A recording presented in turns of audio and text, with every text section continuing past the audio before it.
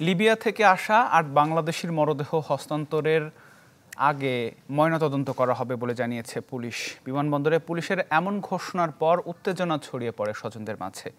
তদন্ত ছাড়াই মরদেহ নিতে চান তারা।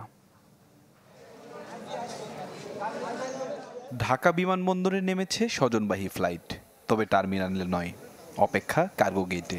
নেই জড়িয়ে ধরার প্রতীক্ষা, আশা কেবল কফিনে মোড়া স্বজনের মরদেহটা বাড়িতে নেয়ার। গেল 14 ফেব্রুয়ারি ভূমধ্যসাগর পাড়ি দিতে গিয়ে ইতালি যাওয়ার পথে প্রাণ হারান ৮ বাংলাদেশি।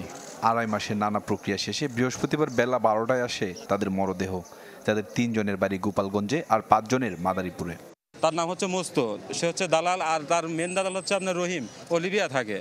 ওই দুইজনের মাধ্যমেই ধরে আপনার এই ইটালি যাওয়ার কার্যক্রমগুলো করা হয়েছিল। প্রায় 14 লাখ টাকার মধ্যে খরচ হয়েছে।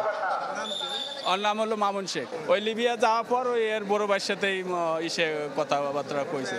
আপনার যে বোটে লোক 28 জন, তারা সে বোটে 52 জন লোক দিচ্ছে, এই কারণে এই দুর্ঘটনাটা হয়েছে আসলে। তবে মামলা হওয়ায় সুরতহাল প্রতিবেদনের আগে মরদেহ হস্তান্তর করতে নারাজ পুলিশ।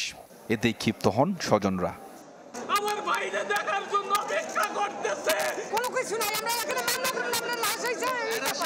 এটি পোস্টমর্টমের প্রয়োজন হয়, পোস্টমর্টম করব, এবং পোস্টমর্টম ছাড়াও যদি ম্যাজিস্ট্রেট বলে যে লাশ দেওয়ার সুযোগ আছে, আমরা সেই আমরা স্বজনদের কাছে যতটুকু সম্ভব আমরা লাশ ফেরত দেওয়ার ব্যবস্থা করব।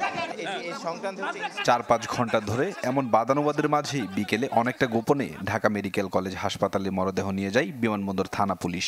সেখানে করা হবে ময়নাতদন্ত।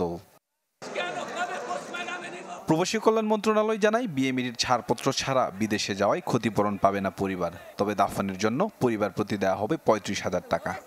ইমিগ্রেশন ক্লিয়ারেন্স কার্ড নিয়ে যাই, মানে আমাদের অথবা আমাদের নিবন্ধিত কর্মী যদি হয়ে থাকে, সেক্ষেত্রে ৩ লাখ টাকা দেওয়ার প্রসেসটা আমরা শুরু করতে চেষ্টা করি এখান থেকে। কিন্তু আমি যতদূর জানি, যেহেতু তারা বিমিটি নিয়ে যায় নাই, সেটা পাওয়ার সম্ভাবনা খুব কম।